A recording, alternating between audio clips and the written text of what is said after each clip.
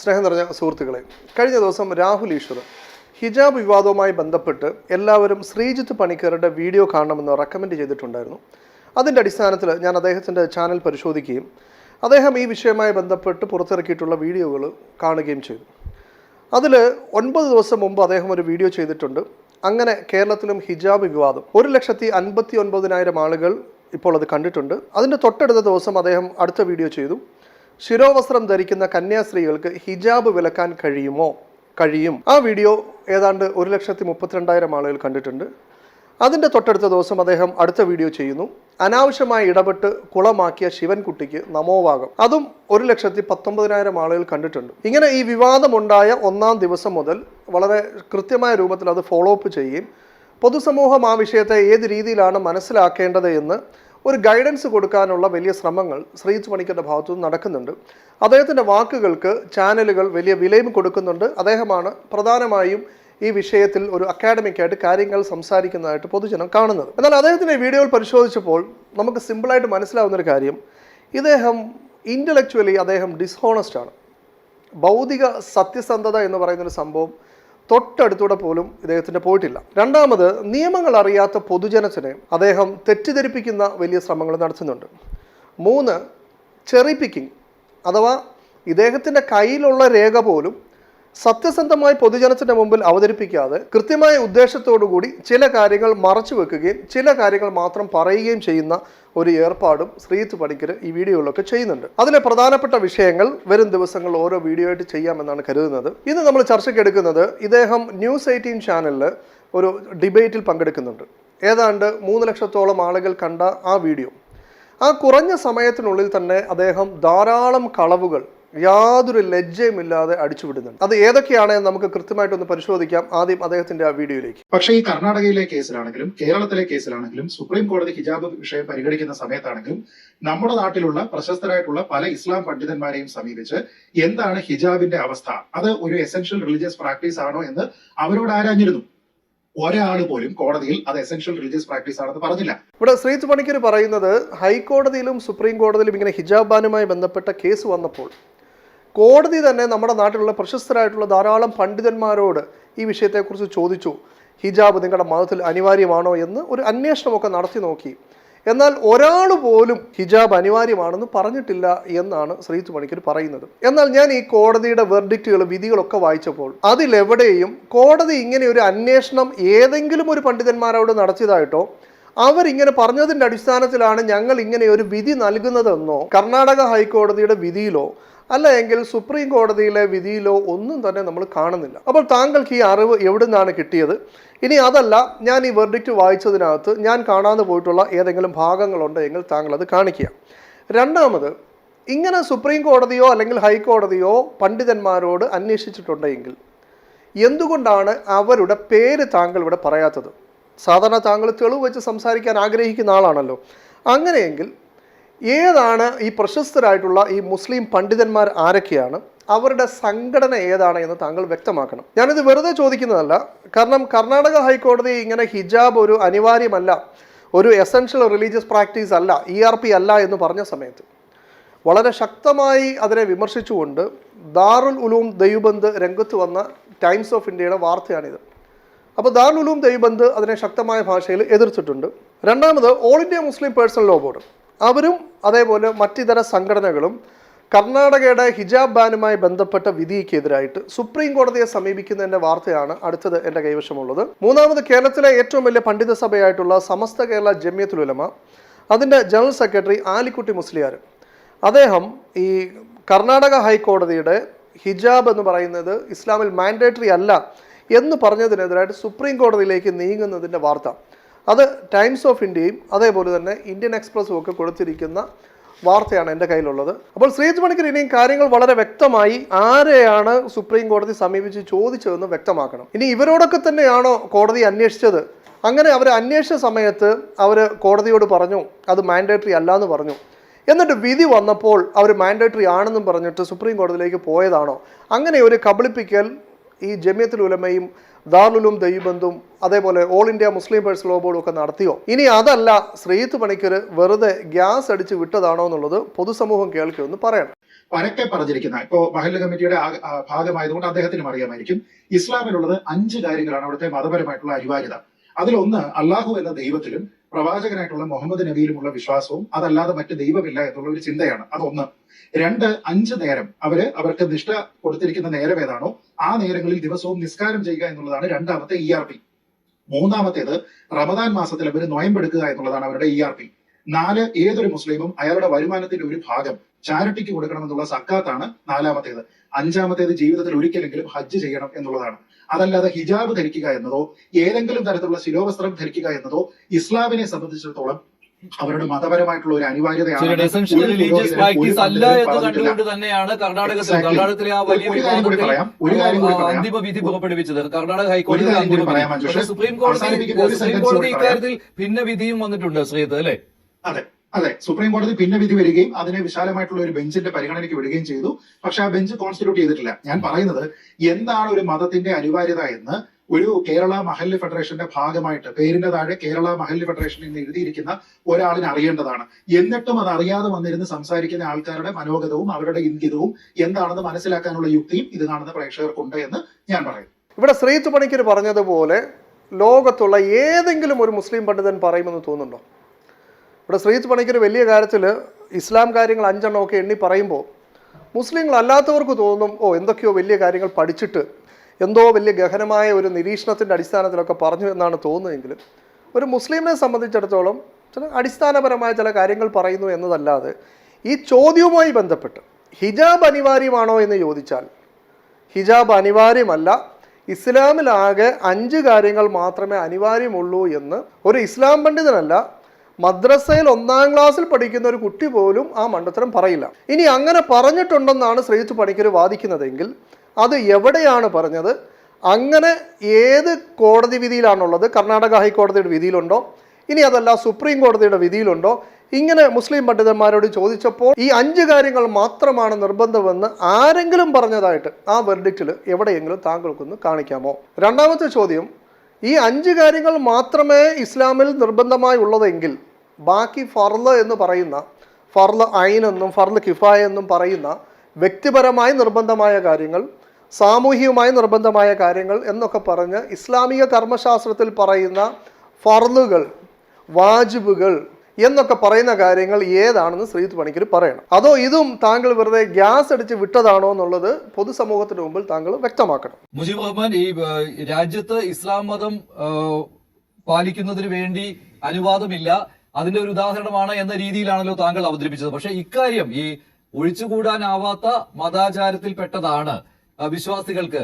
ഇതിൽ ഇഴകീറി മുറിച്ചുള്ള വാദങ്ങൾ നടന്നതിന് ശേഷമാണ് കർണാടക ഹൈക്കോടതിയിൽ നിന്ന് അന്ന് വിധി വന്നത്. ഞാൻ നേരത്തെ പറഞ്ഞ പോലെ അവിടെ കേരള ഹൈക്കോടതി വിധി പോലും ചൂണ്ടിക്കാണിക്കപ്പെട്ടിട്ടുണ്ടായിരുന്നു. എന്നിട്ടും നിങ്ങൾ ഇക്കാര്യം ആവർത്തിച്ചുകൊണ്ടിരിക്കുകയാണ്. ഇവിടെ മഞ്ജുഷും ശ്രീത്ത് പണിക്കരും ചെയ്യുന്ന ഇരട്ടത്താപ്പ് നിങ്ങൾ മനസ്സിലാക്കണം. കാരണം ഇവരുടെ കൈവശം ഹിജാബ് ബാൻ ചെയ്യാനുള്ള ഏക ഒരു സാധനം എന്ന് പറയുന്നത് ഈ കർണാടക ചീഫ് ജസ്റ്റിസ് ആയിട്ടുള്ള ഋതുരാജ് അവസ്ഥയുടെ നേതൃത്വത്തിലുണ്ടായ ഈ കർണാടക ഹൈക്കോടതിയിലെ ഈ ഒരു ബാനാണ്. ഇതിൽ ഊന്നി നിന്ന് വേണം എല്ലാ വാചകമടിയും ഈ ശ്രീത്ത് പണിക്കറിനും ഈ മഞ്ജുഷിനുമൊക്കെ നടത്താൻ. എന്നാൽ ഈ ഹൈക്കോടതി വിധിയിലെ ഓരോ വാക്കുകളും എടുത്ത് രൂക്ഷമായ ഭാഷയിൽ സുപ്രീം കോടതി ജസ്റ്റിസ് ആയിട്ടുള്ള സുധാൻഷു ധൂലിയ വിമർശിക്കുകയും ഈ വിധി ഭരണഘടനാ വിരുദ്ധമാണെന്ന് പ്രസ്താവിക്കുകയും ചെയ്തിട്ടുണ്ട്. അപ്പോൾ ഹൈക്കോടതി വിധിക്ക് മുകളിൽ ഒരു സുപ്രീം കോടതി വിധി വന്നതിന് ശേഷവും അതിൻ്റെ മെറിറ്റ് പരിശോധിക്കാൻ നിൽക്കാതെ, അല്ലെങ്കിൽ എന്തുകൊണ്ട് ഗണ്ണിച്ചു എന്ന വിഷയം ചർച്ച ചെയ്യാതെ, അല്ല എങ്കിൽ ഹിജാബ് അനിവാര്യമാണെന്ന് പറയുന്നവർക്കും അതിനുള്ള റൈറ്റ് ഉണ്ട് എന്ന് സമ്മതിച്ചു തരാതെ ഈ കർണാടക ഹൈക്കോടതിയിൽ മാത്രം തൂങ്ങിയാടാൻ നിങ്ങളെ പ്രേരിപ്പിക്കുന്ന ആ ഛേദവികാരം എന്താണ് എന്ന് മാത്രമല്ല, ഈ വിഷയത്തിൽ മുസ്ലിം പണ്ഡിതന്മാർക്കും ആ നിലപാട് തന്നെയാണെന്ന പച്ചക്കളവും പ്രചരിപ്പിക്കാൻ അല്പമെങ്കിലും ഒരു ലജ്ജ ഈ 2 ആളുകൾക്കും വേണ്ടേ? പിന്നെ ഈ ശ്രീത്ത് പണിക്കരൊക്കെ മനസ്സിലാക്കേണ്ട ഒരു കാര്യം, മുസ്ലിങ്ങളെ സംബന്ധിച്ചിടത്തോളം ഇസ്ലാമിൽ ഒരു കാര്യം അനിവാര്യമാണോ അല്ലയോ എന്ന് മനസ്സിലാക്കാൻ ഞങ്ങൾ ചെയ്യുക അത് ഇവിടെ ഹൈക്കോടതിയിലോ സുപ്രീം കോടതിയിലോ ഒക്കെ അപേക്ഷ കൊടുത്തിട്ട് ഞങ്ങൾക്ക് ഈ വിഷയത്തിൽ ഒരു കോടതി ഇടപെട്ട് ഒരു തീരുമാനം ഉണ്ടാക്കി തരണമെന്ന് ഇസ്ലാം മതമല്ല ഒരു മതവും ആവശ്യപ്പെടുകയില്ല. അത് ഹിന്ദു മതമായിക്കോട്ടെ ക്രിസ്തു മതമായിക്കോട്ടെ, ഈ കോടതിയിൽ ചെന്ന് അവിടെ മറ്റു മതസ്ഥരായിട്ടുള്ള ജഡ്ജിമാരായിരിക്കാം അവിടെ ഇരിക്കുന്നത്, അവരോട് ചോദിച്ചിട്ട് നിങ്ങൾ ഞങ്ങളുടെ ബുക്കുകളൊക്കെ ഒന്ന് പരിശോധിച്ചിട്ട് ഈ തിയോളജിക്കൽ ഡിസ്പ്യൂട്ടിൽ നിങ്ങളൊരു വിധി പറയണം എന്ന് പറയാൻ അവരെ ഈ വിഷയത്തിൽ ഒരു എക്സ്പേർട്ടായിട്ട് ഒരു മതക്കാരും കാണുന്നില്ല. ഇത് എൻ്റെ വാക്കുകളല്ല. ഈ കർണാടക ഹൈക്കോടതിയുടെ ഈ ഒരു വിധിയെ വിമർശിച്ചുകൊണ്ട് സുപ്രീം കോടതി ജഡ്ജിയായിട്ടുള്ള സുധാൻഷു ധൂലിയ രൂക്ഷമായ ഭാഷയിൽ ചോദിച്ചൊരു കാര്യം, താങ്കളോട് ആരാണ് പറഞ്ഞത് ഇങ്ങനെ ഒരു തിയോളജിക്കൽ ഡിസ്പ്യൂട്ടുള്ള കാര്യത്തിൽ താങ്കൾ ഏതെങ്കിലും ഒരു സെക്റ്റിന്റെ വാദം എടുത്തിട്ട് ഇതാണ് ഇസ്ലാം എന്ന് പറയാൻ താങ്കൾക്ക് എന്താണ് അതിനകത്ത് ആവശ്യം? പിന്നെ നമ്മൾ എന്തിനാ കോടതിയെ സമീപിക്കുന്നത്? നമ്മൾ കോടതിയെ സമീപിക്കുന്നത് നമ്മുടെ ഏതെങ്കിലും ഒരു ഫണ്ടമെന്റൽ റൈറ്റ് അല്ലെങ്കിൽ നമ്മുടെ ഒരു റിലീജിയസ് പ്രാക്ടീസിനെതിരായിട്ട് ആരെങ്കിലും ഒരു ചോദ്യം ഉയർത്തുമ്പോൾ ഞങ്ങൾക്കത് ചെയ്യുന്നതിന് നിയമപരമായി അനുവാദം കിട്ടുന്നതിന് നമ്മുടെ മതത്തിലുള്ള കാര്യത്തിനെ കോടതിയെ കൺവിൻസ് ചെയ്യാനാണ് പോകുന്നത്. അല്ലാതെ കോടതിയിൽ നിന്ന് മതത്തിന്റെ വിഷയത്തിൽ ഇങ്ങോട്ടൊരു കൺവിൻസ് ചെയ്യേണ്ട യാതൊരു കാര്യവുമില്ല. അതിൻ്റെ യാതൊരു ആവശ്യവും അത് ഒരു മതത്തിലെ പണ്ഡിതന്മാർക്കും ഇല്ല, മുസ്ലിം പണ്ഡിതന്മാർക്ക് തീരെയുമില്ല. എന്നാൽ കോടതിക്ക് ചെയ്യാനുള്ളത് എന്താ?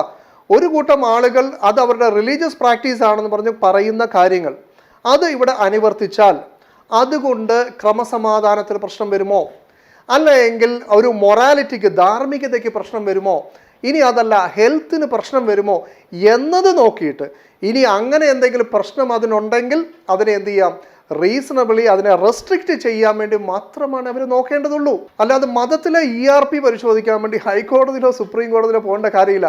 അങ്ങനെ ആയിരുന്നെങ്കിൽ ഞങ്ങളുടെ ഇടയിൽ ഇപ്പോൾ സുന്നി മുജാഹിദ് തർക്കമൊക്കെ നടത്തുമ്പോൾ അതിലെ ഓരോരോ വിഷയങ്ങൾ നമുക്ക് ഇങ്ങനെ ഹൈക്കോടതി കൊടുത്തിട്ട് അവിടെ വന്നിട്ട് അവിടെയുള്ള ജഡ്ജിമാർ ആ വിഷയത്തിൽ വിധി പറയുന്നു, അത് മുസ്ലിം സമൂഹം മുഴുവൻ സ്വീകരിക്കുന്നു. നിസ്കാരത്തിൽ കൈ എവിടാ കെട്ടേണ്ടത്, ഫാത്തിഹോ ഓതണോ വേണ്ടയോ, അത്തഹിയാത്തിൽ വിരൽ അനക്കാമോ ഇല്ലയോ, ഇതൊക്കെ ഇങ്ങനെ ഓരോരോ കേസായിട്ട് നമ്മളിങ്ങനെ ഹൈക്കോടതി കൊടുത്തിട്ട് അവിടെ ഏതെങ്കിലും മറ്റു മതസ്ഥരായിട്ടുള്ള ആളുകൾ ഒരു വിധി തരുന്നു. ആ വിധി മേടിച്ചുകൊണ്ട് മുസ്ലിം പണ്ഡിതന്മാർ ഓക്കെ ഈ വിധി കിട്ടിയിട്ടുണ്ട്, നമുക്ക് ഇസ്ലാം മതം എന്താണെന്ന് മനസ്സിലായി, അത് പിന്നീട് മുസ്ലിങ്ങളെ പഠിപ്പിക്കുക എന്ന് പറഞ്ഞ രീതിക്കല്ല പോകുന്നത്. നിയമപരമായി ഒരു പ്രശ്നം വരുമ്പോൾ നിയമപരിരക്ഷ കിട്ടാൻ വേണ്ടി ഇസ്ലാം മതത്തിൽ ഇങ്ങനെ ഒരു പ്രാക്ടീസ് ഉണ്ട്, അത് എസെൻഷ്യൽ ആണ്, ഞങ്ങൾക്കത് ഇമ്പോർട്ടൻ്റ് ആണ് എന്ന് കോടതിയെ കൺവിൻസ് ചെയ്യാൻ വേണ്ടി ശ്രമിക്കുകയാണ്. അതിനിയും ഏതെങ്കിലും ഒരു കോടതിയിലെ ഒരു ജഡ്ജിക്കോ ഒരു കൂട്ടം ജഡ്ജിമാർക്കോ മനസ്സിലായില്ലെങ്കിൽ അത് ഇസ്ലാമിൽ അനിവാര്യമല്ലാതൊന്നും ആവില്ല. നേരെ മറിച്ച് അവരെ ഞങ്ങൾക്ക് ഇത്തവണ കൺവിൻസ് ചെയ്യാൻ വേണ്ടി സാധിച്ചില്ല, അതുകൊണ്ട് ഞങ്ങൾ അതിന് റിവ്യൂ പെറ്റീഷൻ കൊടുക്കുകയോ അല്ല എങ്കിൽ അതിൻ്റെ മുകൾ കോടതിയിലോ പോയിക്കൊണ്ട് വീണ്ടും കൺവിൻസ് ചെയ്യാനുള്ള ശ്രമങ്ങൾ നടത്തുക എന്നുള്ളതല്ലാതെ മതത്തിൽ ഏതാണ് അനിവാര്യമെന്ന് പറഞ്ഞ് ശ്രീത്ത് പണിക്കർ ഒരു ഇസ്ലാം നിരീക്ഷകനായിക്കൊണ്ട് ഇസ്ലാമിലാകെ 5 കാര്യങ്ങൾ മാത്രമേ നിർബന്ധമുള്ളൂ എന്നൊക്കെ പറഞ്ഞുകൊണ്ട് ക്ലാസ് എടുക്കുന്നത് അത് അല്പം ഓവറായി പോയി എന്നാണ് എനിക്ക് പറയാനുള്ളത്. ഏതായാലും ശ്രീത്ത് പണിക്കർ പറയുന്നത് പോലെ ഈ 5 കാര്യങ്ങൾ മാത്രമേ ഇസ്ലാമിൽ നിർബന്ധമുള്ളൂ എന്ന് വെർഡിക്റ്റിലുമില്ല, കോടതിയും പറഞ്ഞിട്ടില്ല, ഒരു മുസ്ലിം പണ്ഡിതനും പറഞ്ഞിട്ടില്ല. എനിക്ക് തോന്നുന്നത് ഈ വിവാദങ്ങളൊക്കെ നടക്കുന്ന സമയത്ത് ഈ യൂട്യൂബിലൂടെയൊക്കെ പല വീഡിയോകൾ അദ്ദേഹം കണ്ടിട്ടുണ്ടാവും. അതിൽ ഈ മദ്രസ കുട്ടികൾക്ക് വേണ്ടി അത് ഈ ഇസ്ലാം കാര്യങ്ങൾ എളുപ്പത്തിൽ പഠിക്കുന്നതിന് വേണ്ടി ഒരു പാട്ടുണ്ട്, ഇസ്ലാം കാര്യം 5 ആണ്, അവകൾ പഠിക്കൽ ഫർളാണ് എന്ന് പറഞ്ഞ് ഇറക്കിയിട്ടുണ്ട്. അപ്പോൾ അദ്ദേഹം വിചാരിച്ചിട്ടുണ്ടാവും ഈ ആകെ 5 കാര്യമേ ഉള്ളൂ ഫർള് എന്ന് അദ്ദേഹം തെറ്റിദ്ധരിച്ചതാണോ എന്ന് എനിക്ക് സംശയമുണ്ട്. ഇനി ശ്രീത്ത് പണിക്കർ പറഞ്ഞ മൊത്തം വാദങ്ങളെ നമ്മൾ ചുരുക്കിയാൽ പ്രധാനമായും 2 കാര്യങ്ങളാണ് അദ്ദേഹം പറഞ്ഞത്. ഒന്ന്, ഹിജാബ് ഒരു എസെൻഷ്യൽ റിലീജിയസ് പ്രാക്ടീസ് അല്ലെന്ന് കോടതി വ്യക്തമാക്കിയിട്ടുണ്ട്, അല്ലെങ്കിൽ കോടതിയുടെ വിധിയിലുണ്ട്. 2, മുസ്ലിം പണ്ഡിതന്മാരും ഹിജാബ് അനിവാര്യമല്ലെന്ന് പറഞ്ഞിട്ടുണ്ട്. ഈ 2 കാര്യങ്ങളാണ് പ്രധാനമായിട്ടുള്ളത്. ഇതിനെതിരായിട്ടുള്ള കാര്യങ്ങളാണ് നമ്മൾ ഇനി ചർച്ച ചെയ്യുന്നത്. ഒന്നാമതായിട്ട് ഇദ്ദേഹം കർണാടക ഹൈക്കോടതിയുടെ കാര്യം പറയുമ്പോൾ ഞാൻ 2006 September 7 M Ajmal Khan versus the election commission of India, അവിടെ മദ്രാസ് ഹൈക്കോടതിയുടെ വിധി, അദ്ദേഹം കർണാടക ഹൈക്കോടതിയുടെ കാര്യം പറയുമ്പോൾ ഞാൻ മദ്രാസ് ഹൈക്കോടതിയുടെ കാര്യം പറയുകയാണ്. ആ വിധിയിൽ നമുക്ക് കാണാം, അതിൻ്റെ 15ാമത്തെ പാരഗ്രാഫിൽ it is thus seen from the reported material that there is almost unanimity amongst Muslim scholars that purdah is not essential but covering of head by scarf is obligatory. ഇത് മദ്രാസ് ഹൈക്കോടതിയുടെ വിധിയിലുള്ളതാണ്. അപ്പോൾ അവിടെ വ്യക്തമായിട്ട് പറയുന്നു, മുസ്ലിം പണ്ഡിതന്മാരുടെ ഇടയിൽ ഏകാഭിപ്രായമുണ്ട്, ഏത്, പർദ എസെൻഷ്യൽ അല്ല, നിർബന്ധമല്ല, എന്നാൽ തല മറയ്ക്കുക എന്നത് നിർബന്ധമായ കാര്യമാണ്. അപ്പോൾ ഇവിടെ പർദ എന്നുകൊണ്ട് ഉദ്ദേശിക്കുന്നത് മുഖം മറയ്ക്കുന്ന ടൈപ്പുള്ള പർദ. ഈ കോടതിയുടെ വിധിയിൽ പറയുന്നു. അതിനു മുമ്പ് അതിന് ഉപോത്ബലകമായിട്ടുള്ള തെളിവുകളും പണ്ഡിതന്മാരുടെ ചർച്ചകളും ഒക്കെ ആ വിധിയിലേക്ക് കൊണ്ടുവന്നിട്ടുണ്ട്. ഇത് 2006 മദ്രാസ് ഹൈക്കോടതിയിലെ വിധിയാണ്. ഇനി കേരള ഹൈക്കോടതിയിൽ വളരെ വ്യക്തമായിട്ട് കേരള ഹൈക്കോടതിയുടെ വിധിയിൽ കാണാം 29ാമത്തെ പാരഗ്രാഫ്, ഖുർആന്റെയും ഹദീസിൻ്റെയും നിർദ്ദേശത്തിൻ്റെ അടിസ്ഥാനത്തിൽ ഇറ്റ് ഈസ് എ ഫർള്, അത് നിർബന്ധമാണ്, ടു കവർ ദ ഹെഡ്, തലമറയ്ക്കൽ. And wear the long sleeve dress, അതേപോലെ നീണ്ട കുപ്പായം, ഫുൾ സ്ലീവ്ഡ് ആയിട്ടുള്ള ഡ്രസ്സ്. ഏതുപോലത്തെ? ഈ കന്യാസ്ത്രീമാരെയൊക്കെ വേഷം പോലത്തെ. എക്സെപ്റ്റ് ഫേസ് പാർട്ട്, എന്നാൽ മുഖം എന്ത് ചെയ്യാൻ പാടില്ല, മറയ്ക്കാൻ പാടില്ല. And exposing the body otherwise is forbidden.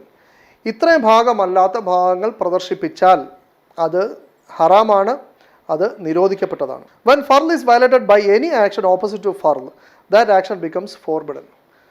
നിർബന്ധമായ ഈ കാര്യത്തിന് വിരുദ്ധമായി ഒരാൾ ചെയ്യുകയാണെങ്കിൽ അയാൾ ചെയ്യുന്നത് ഹറാമാണ്. അപ്പോൾ ഹൈക്കോടതി വിധികളിൽ എവിടെയും എസെൻഷ്യൽ റിലീജിയസ് പ്രാക്ടീസ് ആണെന്ന് പറഞ്ഞിട്ടില്ല എന്ന് പറയുന്നത് തെറ്റാണ്. ഇനി ഈ വിധിയിലെ 21ാമത്തെ പാരഗ്രാഫിലേക്ക് പോയാൽ, in chapter 24 known as the light അഥവാ നൂറ്, സൂറത്ത് നൂറിലെ 31ാമത്തെ ആയത്ത് ഇവിടെ തെളിവായിട്ട് കൊണ്ടുവരുന്നുണ്ട്. എന്ന് മാത്രമല്ല അവിടെ പറഞ്ഞിരിക്കുന്ന ആ പദം, ശിരോവസ്ത്രവുമായി ബന്ധപ്പെട്ട് പറഞ്ഞിരിക്കുന്ന ഹുമുർ എന്ന് പറയുന്ന പദം, അതിലൊരു പണ്ഡിതനെ ഉദ്ധരിച്ചുകൊണ്ട് അതിൻ്റെ അർത്ഥം പറയുന്നത് കാണാം. ഹുമുർ or head cover is the cloth which covers all of the hair on the head, while the word juyub means not only the bosom as commonly thought but it includes the neck too. ആ ഹുമർ എന്ന് പറയുന്ന പദമാണ് ഈ ആയത്തിൽ ഉള്ളത്. ഇനി അടുത്തത് സൂറത്ത് അഹ്സാബിലെ 59ാമത്തെ ആയത്ത് കൊണ്ടുവരുന്നുണ്ട്. അതും തെളിവായിട്ട് ഇവിടെ അവതരിപ്പിക്കുന്നുണ്ട്. എന്ന് മാത്രമല്ല ഈ ജിൽബാബ്, അവിടെ പറയുന്ന ജിൽബാബ് എന്ന് പറയുന്ന വേഷത്തെക്കുറിച്ച് കാണാം. The reference of jilbab in the above chapter would indicate that the Islamic dress code for women not only consists of a scarf that covers the head, the neck and the bosom, but also includes the overall dress that should be long and loose. ഖുർആനിലെ ഈ വാക്യത്തിൻ്റെ അടിസ്ഥാനത്തിൽ തല മറയ്ക്കുക അല്ലെങ്കിൽ നെഞ്ചു മറയ്ക്കുക, കഴുത്ത് മറയ്ക്കുക എന്നത് മാത്രമല്ല, ഒരു ലൂസ് ഡ്രസ്സ് കൂടെ അതിൻ്റെ മുകളിൽ ഇടണം. എന്ന് വെച്ചാൽ ഈ കന്യാസ്ത്രീ വേഷം പോലുള്ള ഒരു ലൂസ് വസ്ത്രം, അവരുടെ ശരീരത്തിൻ്റെ ഒരു ഷേപ്പ് കാണാത്ത രൂപത്തിലുള്ള ഒരു ലൂസ് ഡ്രസ്സും കൂടെ ഇടണമെന്ന് ഈ ആയത്തിൽ വ്യക്തമാണ്. അതിനുശേഷം ഈ ജിൽബാബിൻ്റെ അറബിക് ഡിക്ഷണറി ലിസാൻ അൽ അറബിനെ ഉദ്ധരിച്ചുകൊണ്ട് കാണാം. ദ ജിൽബാബ് ഇൻ അറബിക് ഡിക്ഷണറി ലൈക്ക് ലിസാൻ അൽ അറബ് referred as the loose outer garment. വെളിയിൽ ഇടുന്ന അല്ലെങ്കിൽ വസ്ത്രത്തിൻ്റെ മുകളിൽ ഇടുന്ന ലൂസായിട്ടുള്ള ഔട്ടർ ഗാർമെൻറ്റിൻ്റെ പേരാണ് ജിൽബാബ്. അതിനുശേഷം ഞാൻ മുമ്പ് പറഞ്ഞ അബൂദാവൂദിലെ ഹദീസ് കൊണ്ടുവരുന്നുണ്ട്, അസ്മാ ബീവിയുടെ ഹദീസ്. അതിനുശേഷം വീണ്ടും തുർമദിയിലെ ഒരു ഹദീസ് കൊണ്ടുവരുന്നുണ്ട്. ഇനി അതിനുശേഷം ഇസ്ലാമിക കർമ്മശാസ്ത്രത്തിൽ ഓരോ കർമ്മങ്ങൾ അതിനെ ഏതൊക്കെ രീതിയിലാണ് കാറ്റഗറൈസ് ചെയ്യുന്നതെന്ന് കാണാം. There are 5 kinds of rules recognized in Islamic law to classify the nature of the law for its operation, which are as follows. ഏതൊക്കെയാണെന്ന് പറയുകയാണ്. 1. ഫർള്, സ്ട്രിക്ട്ലി ഒബ്ലിഗേറ്ററി, നിർബന്ധമായി ചെയ്യേണ്ടത്. അതിന് ഉദാഹരണം പറയുമ്പോൾ 5 നേരം നമസ്കാരം, അതേപോലെ തന്നെ സക്കാത്ത്, അതേപോലെ തന്നെ നോമ്പ് എക്സെട്ര എന്ന് കൊടുത്തിട്ടുണ്ട്. വേറെ ഇഷ്ടംപോലെ കാര്യങ്ങളുണ്ട്. ഈ 3 കാര്യങ്ങൾ മാത്രമല്ല, ഇഷ്ടംപോലുണ്ട്. 3 എക്സാമ്പിളായിട്ട് പറഞ്ഞു. 2. ഹറാമാണ് അഥവാ നിരോധിക്കപ്പെട്ടതാണ്. ഈ മദ്യം കഴിക്കുക, പന്നിയിറച്ചി കഴിക്കുക തുടങ്ങിയിട്ടുള്ള കാര്യങ്ങൾ നിരോധിക്കപ്പെട്ടതാണ്. 3. മൻദുബ് എന്ന് വെച്ചാൽ things which are advise to do, recommend ചെയ്തിരിക്കുന്നു, ഇങ്ങനെ ചെയ്താൽ നല്ലത് എന്നുള്ള നിലയിൽ പറഞ്ഞിരിക്കുന്ന കാര്യങ്ങൾ. 3. മക്രൂഹ് അഥവാ ഈ കറാഹത്തായിട്ടുള്ള കാര്യങ്ങൾ, അഥവാ ചെയ്യാൻ നിരുത്സാഹപ്പെടുത്തിയ അല്ലെങ്കിൽ ചെയ്യരുത്, ചെയ്യേണ്ടതില്ല എന്നൊക്കെ പറഞ്ഞിട്ടുള്ള കാര്യങ്ങൾ. അതേപോലെ അടുത്തത് ജായിസ് എന്നുവെച്ചാൽ വേണമെങ്കിൽ ആവശ്യമുണ്ടെങ്കിൽ ചെയ്യാം അല്ലെങ്കിൽ ചെയ്യാതിരിക്കാം എന്ന് തുടങ്ങിയിട്ടുള്ള കാര്യങ്ങൾ. ഇങ്ങനെ ഇസ്ലാമിക കർമ്മശാസ്ത്രത്തിലെ വ്യത്യസ്ത വിധികളെയൊക്കെ കാറ്റഗറൈസ് ചെയ്ത് അത് വിവരിച്ചതിന് ശേഷം ഫർള്, സ്ട്രിക്ട്ലി ഒബ്ലിഗേറ്ററി, നിർബന്ധമായും ചെയ്യേണ്ടത് എന്ന കാറ്റഗറിയിലാണ് ഈ പറഞ്ഞ ഹിജാബും വരിക എന്നാണ് 29ാമത്തെ പാരഗ്രാഫിൽ നേരത്തെ പറഞ്ഞത്. ഇറ്റ് ഈസ് എ ഫർള് to cover the head and wear the long sleeved dress except face part. അപ്പോൾ സംശയമില്ലല്ലോ, ഇവിടെ കേരള ഹൈക്കോടതിയിൽ തന്നെ മുഹമ്മദ് മുഷ്താഖിൻ്റെ വിധിയിൽ എസെൻഷ്യൽ റിലീജിയസ് പ്രാക്ടീസ് ഒബ്ലിഗേറ്ററി എന്ന് വളരെ കൃത്യമായിട്ട് പറഞ്ഞിട്ടുണ്ട്. ഇത് പറഞ്ഞത് 2016. ഇനി 3.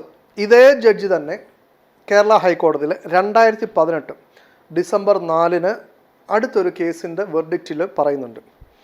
Fathima Thasneem versus the state of Kerala എന്ന് പറയുന്ന ആ കേസിൻ്റെ this court by judgment in Amna Bint Basheer versus CBSE had taken a view that right of a woman to have the choice of dress based on religious injunctions is a fundamental right protected under Article 25 of the Constitution of India. When such prescription of dress is an essential part of the religion, തലമറയ്ക്കുക അതേപോലെ തന്നെ loose dress ധരിക്കുക എന്നത് ഫർളാണെന്ന് നേരത്തെ പറഞ്ഞ essential religious practice ആണെന്ന് പറഞ്ഞ ആ വിധി ഞാൻ ഓൾറെഡി അംന ബിൻത് ബഷീറിൻ്റെ കാര്യത്തിൽ 2016 തന്നെ വിധിച്ചിട്ടുണ്ട്. അത് തന്നെ അദ്ദേഹം വീണ്ടും എടുത്ത് ഈ വിധിയിലും കാണിക്കുകയാണ്. ഇവിടെ നമ്മൾ മനസ്സിലാക്കേണ്ട മറ്റൊരു കാര്യം, ഇവിടെ സാമൂഹ്യ നിരീക്ഷകനായും രാഷ്ട്രീയ നിരീക്ഷകനായും അതേപോലെ ഇപ്പോൾ ഇസ്ലാമിനെ കൂടി നിരീക്ഷിക്കാൻ വേണ്ടി വന്ന ഈ ശ്രീത്ത് പണിക്കരുടെ ഇൻ്റലക്ച്വലി അദ്ദേഹം ഡിസ്ഹോണസ്റ്റ് ആണ്.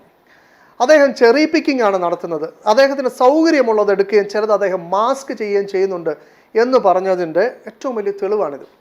കാരണം ഈ കേരള ഹൈക്കോടതിയിലെ 2018 ഈ വിധി, അഥവാ ഫാത്തിമ തസ്നീമും അതേപോലെ സ്റ്റേറ്റ് ഓഫ് കേരളയുമായിട്ട് നടന്നിട്ടുള്ള ഈ കേസിൻ്റെ വിധി, ബഹുമാനപ്പെട്ട മുഹമ്മദ് മുഷ്താഖിൻ്റെ ഈ വിധി നമ്മുടെ ശ്രീജിത്ത് പണിക്കറിൻ്റെ വീഡിയോയിലും ചാനൽ ചർച്ചകളിലുമൊക്കെ അദ്ദേഹം പലതവണ ആവർത്തിക്കുന്നുണ്ട്. ഇതെന്തിനു വേണ്ടി ആവർത്തിക്കുന്നത്? ഈ വിധിയിൽ ഹിജാബ് ഒരു എസൻഷ്യൽ റിലീജിയസ് പ്രാക്ടീസ് ആണ് എന്ന് ഹൈക്കോടതി പറഞ്ഞിട്ടുണ്ട് എന്ന് പറയാനാണോ? അങ്ങനെ പറഞ്ഞാൽ പിന്നെ ശ്രീജിത്ത് പണിക്കറിൻ്റെ റോള് നഷ്ടപ്പെടില്ലേ? അപ്പോൾ ശ്രീജിത്ത് പണിക്കർ എന്താ ചെയ്യുന്നത്? ആ കാര്യം പറയില്ലെന്ന് മാത്രമല്ല, കർണാടക ഹൈക്കോടതി പറഞ്ഞിട്ടുണ്ട് അത് ERP അല്ല, എസൻഷ്യൽ റിലീജിയസ് പ്രാക്ടീസ് അല്ല എന്ന് ആവർത്തിച്ചുകൊണ്ടേയിരിക്കും. കേരള ഹൈക്കോടതി, കർണാടകയെക്കാട്ടി കൂടുതൽ ഇദ്ദേഹത്തിന് സ്നേഹം തോന്നേണ്ടത് കേരളത്തിനോടല്ലേ? അങ്ങനെയാണെങ്കിൽ കേരള ഹൈക്കോടതിയുടെ വിധിയിൽ ഇത് എസൻഷ്യൽ റിലീജിയസ് പ്രാക്ടീസ് ആണെന്ന് പറഞ്ഞിട്ടുണ്ട് എന്ന് അദ്ദേഹം ഇതിനു മുമ്പ് എപ്പോഴെങ്കിലും പറയുന്നുണ്ടോ? ഫർളാണെന്ന് എപ്പോഴെങ്കിലും പറയുന്നുണ്ടോ? എന്നാൽ ഒരു പ്രൈവറ്റ് ഇൻസ്റ്റിറ്റ്യൂഷനുള്ള ഫണ്ടമെൻ്റൽ റൈറ്റ് ഒരു വ്യക്തിയുടെ ഫണ്ടമെൻ്റൽ റൈറ്റിനെക്കാട്ടി കൂടുതലാണ് എന്ന് സ്ഥാപിക്കാനും അതുവഴി കോടതി പ്രൈവറ്റ് ഇൻസ്റ്റിറ്റ്യൂഷന് അനുകൂലമായി ആ കേസിൽ വിധി പറഞ്ഞു എന്നും സ്ഥാപിക്കാൻ വേണ്ടി മാത്രമാണ് ഈ സാധനം ശ്രീജിത്ത് പണിക്കർ എടുക്കുകയുള്ളൂ. അതുകൊണ്ടാണ് ഞാൻ പറഞ്ഞത് അദ്ദേഹം ഭൗതികമായി സത്യസന്ധത പുലർത്തുന്ന ആളല്ല. അതുകൊണ്ടാണ് അദ്ദേഹം ചെറി പിക്കിംഗ് ആണ് നടത്തുന്നത്. അദ്ദേഹത്തിന് ആവശ്യമുള്ളതേ പറയുന്നുള്ളൂ, ബാക്കിയുള്ളത് മാസ്ക് ചെയ്യാണ്, ഹൈഡ് ചെയ്യുകയാണ്. അദ്ദേഹം അതേപോലെ പൊതുസമൂഹത്തിനെ, ഈ നിയമം അറിയാത്ത ആളുകളെ ബോധവൽക്കരിക്കുകയല്ല ചെയ്യുന്നത്, നേരെ മറിച്ച് അവരെ തെറ്റിദ്ധരിപ്പിക്കുകയാണ് ചെയ്യുന്നത്. ഹൈക്കോടതി എവിടെയും ഇത് ERP ആയിട്ട് പറഞ്ഞിട്ടില്ല എന്ന് പറയുമ്പോൾ കേരള ഹൈക്കോടതിയുടെ തന്നെ 2 വിധിയിൽ ഒരേ ജഡ്ജി തന്നെ അത് ERP ആണെന്ന് പറഞ്ഞിട്ടുണ്ട്. ഇനി അടുത്തത്, കഴിഞ്ഞ വീഡിയോയിൽ ഞാൻ കാണിച്ചതുപോലെ സുപ്രീം കോടതി പാർഷ്യലി സ്റ്റേസ് മുംബൈസ് കോളേജ് ഹിജാബ് ബാൻ. ബോംബെയിലുള്ള NG ആചാര്യാൻ്റെ DK മറാച്ചെ കോളേജ്, അവിടെയുള്ള മുസ്ലിം പെൺകുട്ടികൾ പർദ്ദ ധരിച്ചു വന്നപ്പോൾ അതിനെതിരായിട്ട് ഒരു സർക്കുലർ ഇറക്കി അതിനെ ബാൻ ചെയ്തു. അവരങ്ങനെ സുപ്രീം കോടതിയിൽ പോയ സമയത്ത് ഒരു ഇൻ്ററിം ഓർഡർ, ഒരു ഇടക്കാല വിധി വരുന്നു. അതിൽ രൂക്ഷമായ ഭാഷയിൽ ഈ കോളേജ് നിലപാടിനെ വിമർശിക്കുകയും അതേപോലെ തന്നെ അവരുടെ ആ സർക്കുലർ അത് സ്റ്റേ ചെയ്തുകൊണ്ടുള്ള ഉത്തരവ് വരുന്നു. അതിൻ്റെ അടിസ്ഥാനത്തിൽ ആചാര്യ മറാഠ കോളേജ് എന്ത് ചെയ്തു? ഈ ഓർഡറിനനുസൃതമായിട്ട് അവരെന്ത് ചെയ്തു? Temporarily removing the ban on hijabs, ഹിജാബിൻ്റെ മേലുള്ള ബാൻ അവർ മാറ്റി. While continue to prohibit the niqab and burqa, നിക്കാബും ബുർക്കയും എന്ത് ചെയ്തു? നിരോധിച്ചു. ഹിജാബ് അനുവദിച്ചു. ഇത് 2024 ഓഗസ്റ്റിൽ നടന്ന കാര്യം. ഇനി നമുക്ക് ശ്രീജിത്ത് പണിക്കരൊക്കെ ഏറ്റവും കൂടുതൽ ഊന്നൽ കൊടുക്കുന്ന, മഞ്ജുഷൊക്കെ ഏറ്റവും കൂടുതൽ ഊന്നൽ കൊടുക്കുന്ന കർണാടക ഹൈക്കോടതിയിലെ ചീഫ് ജസ്റ്റിസ് ആയിട്ടുള്ള ഋതുരാജ് അവസ്ഥി കൊണ്ടുവന്നിട്ടുള്ള ആ വിധിയിലേക്ക് പോകാം. അവിടെ ഈ ശ്രീജിത്ത് പണിക്കർ പറയുന്നത് പോലെ കോടതി നമ്മുടെ നാട്ടിലുള്ള പ്രശസ്തരായ പണ്ഡിതന്മാരോട് ചോദിച്ചു എന്ന് പറയുമ്പോൾ ഏത് പണ്ഡിതന്മാർ, ഏത് സംഘടനയിലുള്ളവർ, ആ വിവരം എവിടെ നിന്ന് കിട്ടി എന്ന് നമ്മൾ അദ്ദേഹത്തിനോട് ചോദിച്ചിട്ടുണ്ട്. ഇപ്പോൾ നമുക്ക് പരിശോധിക്കാൻ നമ്മുടെ കയ്യിലുള്ളത്, ഒന്ന്, അവിടെ പെറ്റീഷണറായിട്ടുള്ള ഐഷത്ത് ഷിഫ നൽകിയിട്ടുള്ള അവരുടെ ആ റിട്ട് പെറ്റീഷൻ, അത് നമുക്ക് പരിശോധിക്കാൻ പറ്റും. അപ്പോൾ അതിനകത്ത് ഇസ്ലാമിക പണ്ഡിതന്മാരുടെ നിലപാട് പറഞ്ഞിട്ടുണ്ട്, ടെക്സ്റ്റ് ബുക്കുകൾ കാണിച്ചിട്ടുണ്ട്, ഖുർആൻ്റെ ട്രാൻസ്ലേഷൻ കാണിച്ചിട്ടുണ്ട്, കമൻട്രി കൊണ്ടുവന്നിട്ടുണ്ട്, ഹദീസുകൾ കൊണ്ടുവന്നിട്ടുണ്ട്.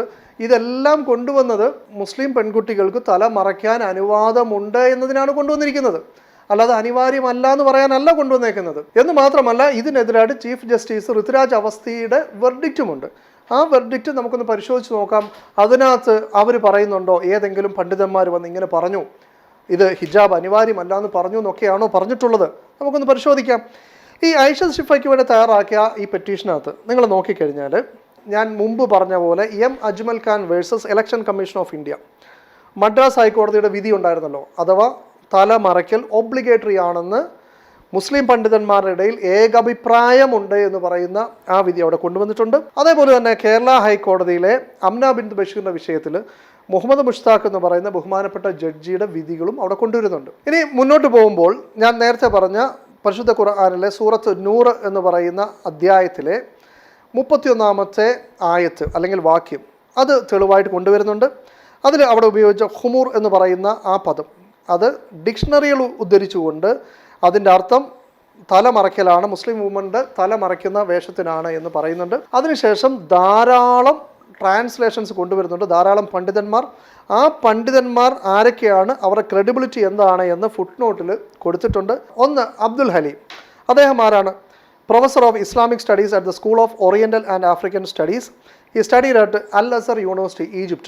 രണ്ടാമത് പിക്താലിനെ ഉദ്ധരിക്കുന്നുണ്ട്, ഏറ്റവും വലിയ ഇംഗ്ലീഷ് ട്രാൻസ്ലേഷനാണ്. മൂന്നാമത് അബ്ദുള്ള യൂസഫ് അലിയെ ഉദ്ധരിക്കുന്നുണ്ട്.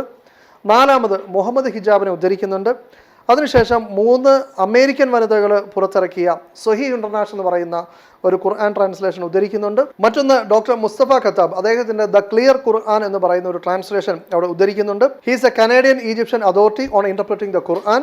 He received his PhD, MA and BA in Islamic Studies in English with honors from Al-Azhar University. He is a member of the Canadian Council of Imams and a Fulbright Interfaith scholar. അടുത്ത ഖുർആൻ translation എന്ന് പറയുന്നത് Moroccan പണ്ഡിതനായിട്ടുള്ള Muhammad Taqiuddin Hilali and doctor Muhammad Mohsin Khan ഇവർ രണ്ടുപേരെ translate ചെയ്ത ഖുർആൻ. ഇത് ആരുടെ നിർദ്ദേശപ്രകാരം ട്രാൻസ്ലേറ്റ് ചെയ്തതാണ്? സൗദിയിലെ ഗ്രാൻഡ് മുഫ്തി ആയിട്ടുള്ള ഷെയ്ഖ് ഇബ്നു ബാസിന്റെ നിർദ്ദേശപ്രകാരം ട്രാൻസ്ലേറ്റ് ചെയ്തതാണ്. അടുത്ത ട്രാൻസ്ലേഷൻ എന്ന് പറയുന്നത് വലിയ പണ്ഡിതനായിട്ടുള്ള മുഫ്തി തക്കി ഉസ്മാനി. അദ്ദേഹം ആരാണ്? അദ്ദേഹം ഒരു പാകിസ്ഥാനി ഇസ്ലാമിക് സ്കോളറാണ്. അതേപോലെ തന്നെ അവിടുത്തെ പാകിസ്ഥാനിലെ സുപ്രീം കോർട്ടിലെ ജഡ്ജി ആയിരുന്നു. He is also a permanent member of the Jeddah based international Islamic Fiqh academy and organ of the OIC. അദ്ദേഹം അന്താരാഷ്ട്ര ഫിഖ് അക്കാഡമി എന്ന് വെച്ചാൽ ഇസ്ലാമിക കർമ്മശാസ്ത്ര കാര്യങ്ങൾ വിശദീകരിക്കുന്ന പണ്ഡിത സഭയുടെ പെർമനന്റ് മെമ്പറാണ്. അടുത്ത ട്രാൻസ്ലേഷൻ അൽ-അസർ യൂണിവേഴ്സിറ്റിയിലെ പ്രൊഫസറായിട്ടുണ്ടായിരുന്ന മുഹമ്മദ് മെഹ്മൂദ് ഗാലി എന്ന് പറയുന്ന പണ്ഡിതൻ. ഇങ്ങനെ ഈ നിരവധി ട്രാൻസ്ലേഷൻ കൊടുത്തതിന് ശേഷം കാണാം, it can be seen from the about translation that the word khumur has interchangeably been translated either as head scarves or head coverings or veil or shawl, but the meaning is consistently the same across translations. ഇങ്ങനെ നിരവധി ട്രാൻസ്ലേഷനാണ് ഈ petition കൊടുത്തിട്ടുള്ളത്. ഇവിടെയെല്ലാം തലയിലിട്ടിരിക്കുന്ന ആ ശിരോവസ്ത്രം അത് നെഞ്ചിലേക്ക് താഴ്ത്തിയിടുക, അല്ലെങ്കിൽ നമ്മൾ എന്ന് പറയുന്ന തട്ടമിടുക എന്ന് വളരെ കൃത്യമായിട്ട് ഈ ട്രാൻസ്ലേഷൻ എല്ലാം ഉണ്ട്. കർണാടക ഹൈക്കോടതി ബെഞ്ച് അവർ പറയുന്നു, അവർ ആകെ സ്വീകരിക്കുക അബ്ദുള്ള യൂസഫ് അലിയുടെ ട്രാൻസ്ലേഷൻ മാത്രമാണ്, അതിനെ ബേസ് ചെയ്തിട്ടായിരിക്കും വിധി പറയുക എന്ന് പറഞ്ഞൊരു നിലപാടിലേക്ക് പോകുന്നു. എന്നിട്ടോ അതെങ്കിലും നേരെ ചൊവ്വ ചെയ്തോ? അതും ചെയ്തില്ല. കാരണം സൂറത്ത് നൂറിൽ ഈ ശിരോവസ്ത്രം മാറിലേക്ക് താഴ്ത്തിയിടുക എന്ന് പറയുന്ന ആ ആയത്ത് അതേ രൂപത്തിൽ തന്നെ യൂസഫ് അലി അതിൽ കൊടുത്തിട്ടുണ്ട്. എന്നാൽ സൂറത്ത് അഹ്സാബുമായി ബന്ധപ്പെട്ട് വസ്ത്രങ്ങളുടെ മുകളിൽ ഒരു മേൽവസ്ത്രം ധരിക്കുന്നതുമായി ബന്ധപ്പെട്ട് ചർച്ച ചെയ്യുന്ന ഭാഗത്ത് അദ്ദേഹത്തിൻ്റെ ഒരു കമൻട്രി ഉണ്ട്. അന്ന് ഒരു ഇൻസെക്യൂർ ആയിട്ടുള്ള ഒരു സാഹചര്യം അവിടെ ഉണ്ടായിരുന്നു. കാരണം അവിടെ മുസ്ലിം സ്ത്രീകൾ ആക്രമിക്കപ്പെടുന്ന ഒരു സാഹചര്യം ഉള്ളതുകൊണ്ടാണ് ഇങ്ങനെ ഒരു മേലങ്കി ധരിക്കാൻ വേണ്ടി പറഞ്ഞത്. എന്നാൽ ഇന്നത്തെ കാലത്ത് ഇങ്ങനത്തെ ഇൻസെക്യൂർ ആയിട്ടുള്ളൊരു സാഹചര്യം ഇല്ലെങ്കിൽ അത് ഇടേണ്ട ആവശ്യമുണ്ടോ എന്നൊക്കെ പറഞ്ഞ് അദ്ദേഹത്തിൻ്റെ വ്യക്തിപരമായ ഒരു കമൻട്രി അതിൽ ചെയ്യുന്നുണ്ട്. അങ്ങനെ 20-ാം നൂറ്റാണ്ടിൽ ജീവിച്ച അബ്ദുള്ള യൂസഫ് അലി യാതൊരു ട്രഡീഷൻ്റെയും അടിസ്ഥാനത്തിൽ സ്വന്തമായി നടത്തിയ ഈ ഒരു കമൻറ്റ്, ആ ഒരു കമൻ്റാണ് ഇസ്ലാമിലെ പ്രമാണം. അതുകൊണ്ട് ഹിജാബ് എന്ന് പറഞ്ഞാൽ മുസ്ലിങ്ങൾക്കൊരു എസൻഷ്യൽ റിലീജിയസ് പ്രാക്ടീസ് അല്ല എന്ന് കർണാടക ഹൈക്കോടതി അങ്ങ് വിധിക്കുകയാണ്. ഈ കാര്യം തന്നെ ഊന്നി പറഞ്ഞുകൊണ്ടാണ് സമസ്ത കേരള ജമിയത്തുൽ ഉലമ ഈ വിഷയത്തിൽ കർണാടക ഹൈക്കോടതിയുടെ വിധി തെറ്റാണ്, അതിൽ പിഴവ് സംഭവിച്ചിട്ടുണ്ടെന്ന് പറഞ്ഞത്. അതിനെക്കുറിച്ച് ടൈംസ് ഓഫ് ഇന്ത്യയിൽ വന്ന വാർത്തയിൽ നമുക്ക് ഇങ്ങനെ കാണാം. It states that covering the head and neck of a woman in the presence of men outside her immediate family is the express dictum of Quranic verse. ഒരു മുസ്ലിം സ്ത്രീയുടെ അടുത്ത ബന്ധമല്ലാത്ത ഒരു പുരുഷന്റെ മുമ്പിൽ അവളുടെ കഴുത്തും അതേപോലെ തന്നെ തലയും മറയ്ക്കേണ്ടതാണ് എന്നത് ഖുർആന്റെ നേരിട്ടുള്ള നിർദ്ദേശമാണ്. The petition says the Quran speaks of mandatory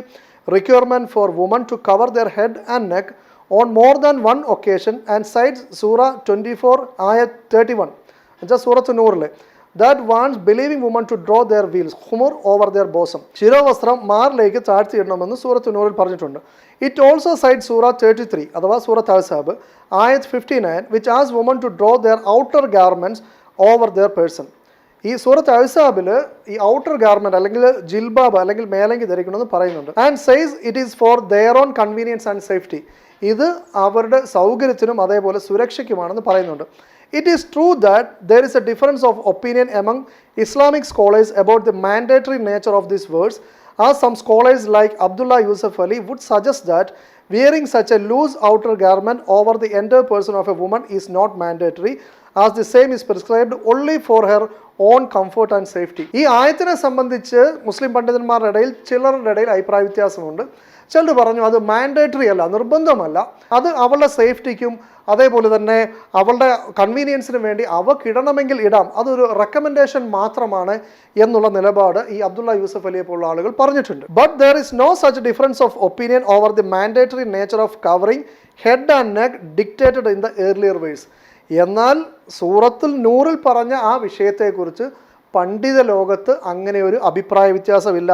അവിടെ ഹെഡും നെക്കും കഴുത്തും അതേപോലെ തന്നെ ശിരസും അല്ലെങ്കിൽ മുടി ഉൾപ്പെടെ മറയ്ക്കണമെന്നുള്ള കാര്യത്തിൽ അഭിപ്രായ വ്യത്യാസമില്ല. It is the respectful submission of the petitioner that the high court has erroneously taken these two verses out of their context and put together to hold that wearing the hijab is not mandatory in Islamic faith. ഇവിടെ ഹൈക്കോടതിയെ സംബന്ധിച്ചിടത്തോളം ഈ രണ്ടായത്തും ഒരുമിച്ച് പരിഗണിക്കുകയും ഈ outer garment എന്ന് പറയുന്നതിനെ കുറിച്ച് പണ്ഡിതന്മാരുടെ ഇടയിലുള്ള അഭിപ്രായ വ്യത്യാസത്തിനെ ഒരു അഭിപ്രായ വ്യത്യാസവും ഇല്ലാത്ത സൂറത്ത് നൂറിലെ തലയും അതേപോലെ മാറും മറയ്ക്കുക എന്ന് പറയുന്ന അതിലേക്കൂടെ ചേർത്തിട്ട് ഇത് രണ്ടും മാൻഡേറ്ററി അല്ല എന്നുള്ള തെറ്റായ വിധി പറയുകയാണ് ചെയ്തത്. ഇതിനെ ചോദ്യം ചെയ്തുകൊണ്ടാണ് സമസ്ത കേരള ജമിയത്തുൽ ഉലമ അതിൻ്റെ ജനറൽ സെക്രട്ടറിയായ ബഹുമാനപ്പെട്ട പണ്ഡിതൻ ആലിക്കുട്ടി മുസ്ലിയാർ സുപ്രീം കോടതിയെ സമീപിക്കുന്നത്. അപ്പോൾ മുസ്ലിം പണ്ഡിതന്മാരെ സംബന്ധിച്ചിടത്തോളം, മുസ്ലിം സമൂഹത്തിനെ സംബന്ധിച്ചിടത്തോളം ഒരു തരത്തിലും അംഗീകരിക്കാൻ പറ്റാത്ത ഇസ്ലാമിനെ തെറ്റായി മനസ്സിലാക്കിയ ഒരു വിധിയാണ് ഈ പറഞ്ഞ കർണാടക ഹൈക്കോർട്ടിലെ വിധി. ഇതല്ലാതെ ബാക്കി ഹൈക്കോർട്ടുകളിലും മുസ്ലിങ്ങൾക്ക് അനുകൂലമായിട്ട് ഇത് ഒബ്ലിഗേറ്ററി ആണെന്ന് പറഞ്ഞ് തന്നെ വിധി വന്നിട്ടുണ്ട്. കർണാടക ഹൈക്കോടതിയുടെ ഈ വിധിയെ സുപ്രീം കോടതി ജസ്റ്റിസ് വളരെ രൂക്ഷമായിട്ട് വിമർശിക്കുകയും ചെയ്തിട്ടുണ്ട്. ഇനി നമ്മൾ മനസ്സിലാക്കേണ്ട കാര്യം, ഇസ്ലാമിക കർമ്മങ്ങളുടെ വിഷയത്തിൽ ഇത്രയും വലിയ കടുംപിടുത്തം കാണിച്ച് അത് എസെൻഷ്യൽ റിലീജിയസ് പ്രാക്ടീസ് ആണെങ്കിലേ അനുവദിക്കുകയുള്ളൂ, അതിന് നിങ്ങൾ എത്ര തെളിവ് കാണിച്ചാലും ഞങ്ങൾ സൗകര്യം പോലെ ഏതെങ്കിലുമൊക്കെ ചെറിയിപ്പിക്കുക ചെയ്യും, എന്നിട്ട് ഞങ്ങൾ അതിനകത്ത് ഏതെങ്കിലും ഒരു സ്റ്റാൻഡ് സ്വീകരിക്കും എന്നൊക്കെയുള്ള ഈ കടുംപിടുത്തം കാണിക്കുമ്പോൾ മുസ്ലിങ്ങളെ സംബന്ധിച്ചിടത്തോളം ഈ നിർബന്ധമായ ഒരു കാര്യം ചെയ്യണമെങ്കിൽ അത് നിയമപരമായി അംഗീകരിച്ച് കിട്ടണമെങ്കിൽ അവർക്ക് എവിടെയൊക്കെ പോകണം? അവർക്ക് ഹൈക്കോടതിയിൽ പോകണം, സുപ്രീം കോടതിയിൽ പോകണം, ധാരാളം കാശ് മുടക്കണം. ഇങ്ങനെ ഇത്രയധികം തെളിവുകൾ ഇസ്ലാമിൻ്റെ കാര്യത്തിൽ ചോദിക്കുന്ന കോടതി ഇതേ സമാനമായ രീതി മറ്റു മതങ്ങളുടെ കാര്യത്തിൽ സ്വീകരിച്ചാൽ ഏതൊക്കെ കർമ്മങ്ങൾ, ഏതൊക്കെ അനുഷ്ഠാനങ്ങൾ, ഏതൊക്കെ കൾച്ചറുകൾ ആ കമ്മ്യൂണിറ്റിയിൽ നിലനിൽക്കുമെന്നുള്ളത് നിങ്ങളൊന്ന് ചിന്തിച്ച് നോക്കുക. ഇങ്ങനെ അല്പം കഷ്ടപ്പാടുകളൊക്കെ ഉണ്ടെങ്കിലും ഇപ്പോൾ കോടതിയെ സംബന്ധിച്ചിടത്തോളം ഈ ഹിജാബിന് മേലുള്ള ബാനൊക്കെ അത് കോൺസ്റ്റിറ്റ്യൂഷന് വിരുദ്ധമാണ് എന്ന് ഒരു സുപ്രീം കോടതി ജഡ്ജി വരെ പറഞ്ഞ് അതിന് ഒരു ഫൈനൽ റൂളിങ്ങിലേക്ക് നമ്മൾ കാത്തു നിൽക്കുന്ന ഒരു സമയമാണ്. അധികം വൈകാതെ മുസ്ലിങ്ങൾക്കും സമാധാനം കിട്ടുന്ന നല്ലൊരു വിധി കോടതിയിൽ നിന്ന് വരുമെന്ന് തന്നെയാണ് നമ്മൾ പ്രതീക്ഷിക്കുന്നത്. ഇവിടെ നമുക്ക് ശ്രീത്ത് പണിക്കരോട് പറയാനുള്ളത്, ശ്രീത്ത് പണിക്കർ ഇവിടെ പറഞ്ഞിരിക്കുന്ന കാര്യങ്ങൾ കളവല്ലെങ്കിൽ താങ്കൾ നിർബന്ധമായും പൊതുസമൂഹത്തിൻ്റെ മുമ്പിൽ തെളിവ് ഹാജരാക്കണം. നിയമത്തിൻ്റെ വഴികൾ അറിയാത്ത സാധാരണക്കാരെ തെറ്റിദ്ധരിപ്പിക്കാനുള്ള താങ്കളുടെ ഈ ശ്രമങ്ങൾ താങ്കൾ അവസാനിപ്പിക്കണം. ഈ വിഷയത്തിൽ താങ്കളുടെ ഒരു പരസ്യ പ്രതികരണം പ്രതീക്ഷിച്ചുകൊണ്ട് ഞാൻ എൻ്റെ വാക്കുകൾ അവസാനിപ്പിക്കും.